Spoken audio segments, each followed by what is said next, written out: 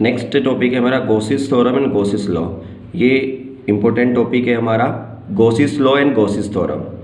इसकी एप्लीकेशंस है four application में से कोई भी वन एप्लीकेशंस हर साल 5 मार्क्स का इससे क्वेश्चन बनता है। तो सबसे पहले गॉसिस थ्योरम को प्रूव कैसे करते हैं, फिर डिडक्शंस कूलम्स लॉ और इसकी 4 एप्लीकेशंस हैं। तो मैं 4 एप्लीकेशन कराऊंगा। आज मैं आपका टॉपिक कराऊंगा गॉसिस थ्योरम और इसका प्रूव कराऊंगा। तो व्हाट इज गॉसिस थ्योरम, देखो थोड़ा सा पहले मैं आपको ये एक्सप्लेन कर देता हूँ उसका फॉर्मूला जिसकी हेल्प से हम इसको डिफाइन करेंगे। फिजिक्स में सबसे बेटर है उसका फॉर्मूला लर्न करो और उसकी हेल्प से उसको डिफाइन कर दो या एक्सप्लेन कर दो। ये क्या है आपका सिंबल फ्लक्स का, ये क्या है फ्लक्स है, close integral dot ds flux और Q बाई एप्सिलॉन नॉट के इक्विवेलेंट है। बस इसमें क्या है ये इतना तो आपका इलेक्ट्रिक फ्लक्स है, टोटल इलेक्ट्रिक फ्लक्स, और ये क्या आपका equals to Q by epsilon naught. Epsilon naught एक कांस्टेंट टर्म है, कांस्टेंट क्वांटिटी फिजिकल क्वांटिटी है जिसको हम बोलते हैं absolute permittivity in free space. First chapter में कूलम्स लॉ वाले में पढ़ के आया 4 पाई एप्सिलॉन नॉट होता है, वहाँ हमने इसको पढ़ा है। Q आपका चार्ज है, तो इसको क्या according to Gauss's law and Gauss's theorem the total electric flux through any close surface, क्योंकि देखो ये मैं सिंबल क्लोज का ले रहा हूँ दोनों में, क्लोज सरफेस है in free space is equal to 1 by epsilon not.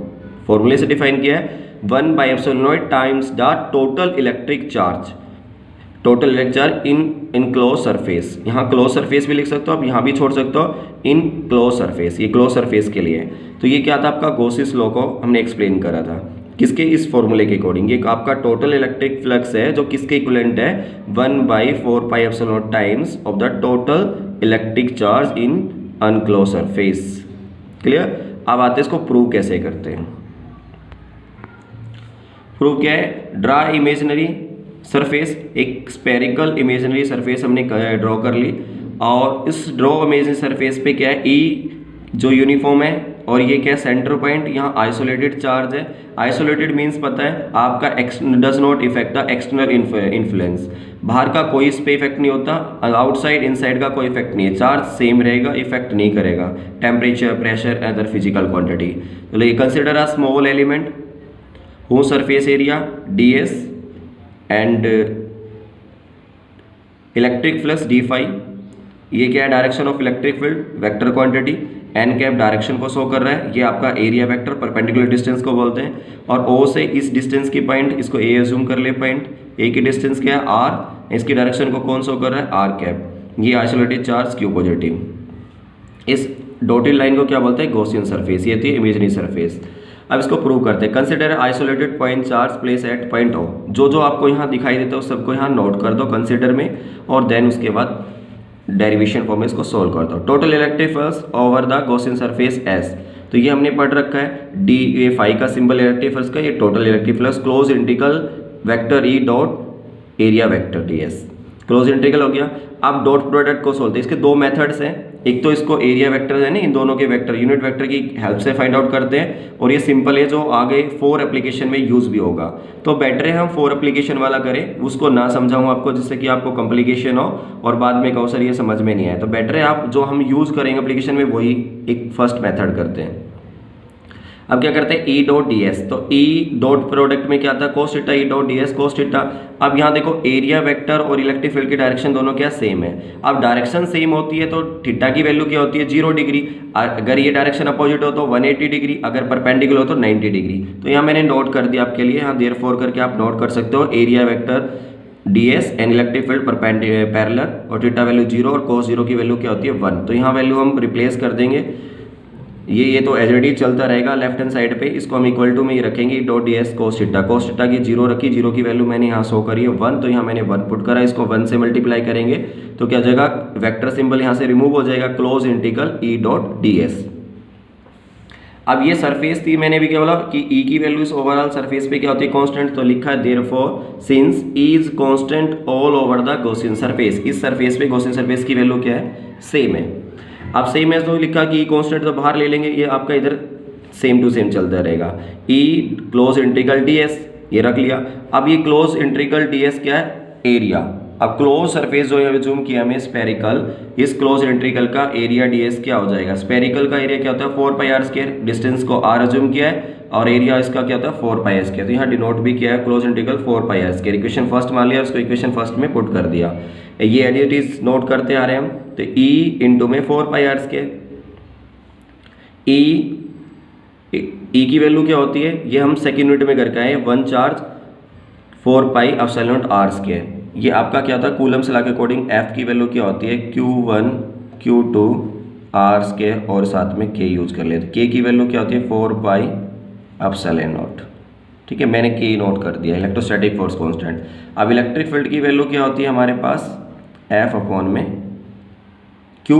यहाँ Q1 भी लिख सकते हैं, Q नोट, तो एक चार्ज कैंसिल आउट हो जाएगा। अगर यहाँ इसको मान लेते हैं हम test charge and Q naught कर लेते हैं, Q नोट से Q नोट कैंसिल आउट, 1 2 रखोगे तो यहाँ 1 से कैंसिल हो, मतलब 1 चार्ज आपका कैंसिल आउट हो जाएगा, सिंगल चार्ज होगा, क्योंकि हमने इसको चार्ज को यहाँ क्या जूम किया है Q पॉजिटिव।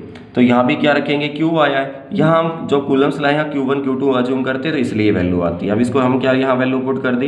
अब 4 पाई से 4 पाई कैंसिल आउट, R से R कैंसिल आउट, ओनली क्या बचा Q by epsilon not. Q by epsilon naught phi equals to close integral E dot D S equal to Q by epsilon naught. यही prove करना था हमें कि close integral E dot D S equals to Q by epsilon naught होता है। तो ये first types होगी। अब इसका अदर मेथड है जो इसको आगे इससे भी कर सकते हैं, किसकी हेल्प से, वेक्टर सिंबल की हेल्प से। आपको फर्स्ट वाला ही सजेस्ट करूंगा, फर्स्ट वाले मेथड से करना है। सेकंड वाला मैं ओनली आपको बता रहा हूं, जो बच्चे वीडियो देख रहे हैं तो वो इसको इस मेथड से भी कर सकते हैं। आपको करना फर्स्ट से, मैं प्रेफर करूंगा फर्स्ट वाले का करने के लिए, बट ये सेकंड भी कर सकते हो। अब इस डॉट प्रोडक्ट को आपको सोल्व नहीं करना। जो एरिया वेक्टर है आपको पता होगा, अगर यहाँ एरिया वेक्टर सिंबल यूज करते हैं तो हम इलेक्ट्रिक फील्ड का फॉर्मूला क्या होता है Q by 4 pi epsilon naught R square, इतना ही होता है। Q एक चार सिंगल आर स्क्वायर। बट अगर आपने ये पोजीशन वेक्टर नोट किया तो यहाँ क्या आ जाएगा आर कैप। ये Coulomb's law in vector form और वेक्टर 2 वाले टॉपिक फर्स्ट यूनिट में हम करके आए हैं। तो यहाँ आपको ओनली ये वैल्यू आ जाती है, ये मैंने नोट कर रखी है इधर। एरिया वेक्टर क्या हो जाएगा एन डॉट डी एक्स, ये मैंने देखो इधर लिखा हुआ है एरिया वेक्टर यूनिट कैप, ये क्या यूनिट वेक्टर को पोजीशन वेक्टर ऊपर में मैग्नीट्यूड ऑफ वेक्टर। तो यहाँ क्या है इसका vector area vector D S है, तो यह वैल्यू हो जाएगी magnitude of this N cap equals to position vector upon में एरिया का मैग्नीट्यूड। अब ये साइड इसके साथ मल्टीप्लाई हो जाएगा, एरिया वेक्टर का सिंबल क्या हो जाएगा area vector equal to N cap dot equation number 3rd। Compare the equation from equation first second third, या put the value of E and area vector in equation number first. दोनों value को हम put कर देंगे। तो ये वाला था एज इट इज लेके चलना, आपको सेम लेके चलेंगे। Of 1 by 4 pi epsilon not Q R square E की वैल्यू पुट कर दी यहाँ तक, और ये वाले तो दोनों का क्या है, ये दोनों यूनिट वेक्टर है। तो यूनिट वेक्टर का डॉट प्रोडक्ट क्या होता है आपका 1। 11th स्टैंडर्ड में करके है ना, आई आई इक्वल्स टू 1, आई आई का डॉट प्रोडक्ट क्या होता है 1, जे जे का डॉट प्रोडक्ट 1, के का डॉट प्रोडक्ट 1। ये क्या होता है direction along X axes, Y axes and Z axes. अब ये दोनों क्या, ये वैल्यू हो गया 1 हो गया, तो ओनली ये वैल्यू बची। अब ये क्या होते हैं कांस्टेंट वैल्यू, चार्ज भी आइसोलेटेड है, डिस्टेंस भी फिक्स्ड है, 1 बाई 4 पाई वैल्यू चेंज है, ओनली क्या होगा एरिया चेंज होगा। क्यों होगा, क्योंकि जो ये वैल्यू हमने ली थी यहाँ, ये कंसिडर स्मॉल की थी, ओवरऑल सरफेस पे नहीं, ये एरिया चेंज होगा। डिस्टेंस देखो फिक्स है आपकी, फिक्स है ना, क्योंकि वैल्यू आइसोलेटेड चार्ज है 4 पाई एप्सिलॉन, कांस्टेंट वैल्यू आपकी। तो ये वैल्यू आ गई आपकी यहाँ पर। अब इसमें क्या करना है आपको, ये वैल्यू आ जाती है। अब इसको ये लिखा, अब ये बाहर ले लेंगे, कांस्टेंट है तो अब कांस्टेंट है बाहर, तो यहाँ ओनली ये बचा। तो इसकी वैल्यू क्या होती है 4 पाई एप्सिलॉन नॉट, इसकी वैल्यू को हम यहाँ पुट कर देंगे। 4 पाई से 4 pi cancel out, R square से R square cancel out, only क्या बचेगा Q बाई एप्सिलॉन नॉट। तो यही तो हमारा लास्ट क्वेश्चन उसमें आया था 4 pi epsilon naught E equals to phi से डिनोट करते हैं फ्लक्स को, equals to close integral E dot D S equal to Q by epsilon naught. ये ड्राइव हो गया, ये इसका सेकंड मेथड था। ओनली ये ध्यान रखना है, यहाँ E dot co dot product को हम सोल्व नहीं करेंगे, ओनली इसकी वेक्टर फॉर्म लेंगे इसके लिए और इसके लिए, और दोनों को पुट कर देंगे। और एक छोटा सा कंसेप्ट लेना कि यहाँ इन दोनों का 1 होती है value, dot product unit vector क्या होता है 1 होता है, और इस चीज़ को बाहर ले लेंगे और सेम वैल्यू पुट कर देंगे।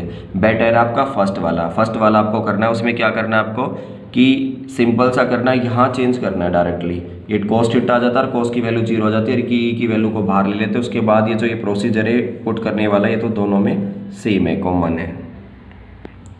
मेरे चैनल को सब्सक्राइब कर ले और बेल आइकन को प्रेस कर ले, जिससे आने वाली वीडियो की नोटिफिकेशन आपके पास पहुंच जाए। मैं फिजिक्स के सारे टॉपिक्स में कवर कराऊंगा 12th स्टैंडर्ड के, तो प्लीज़ मेरे चैनल को सब्सक्राइब कर लें।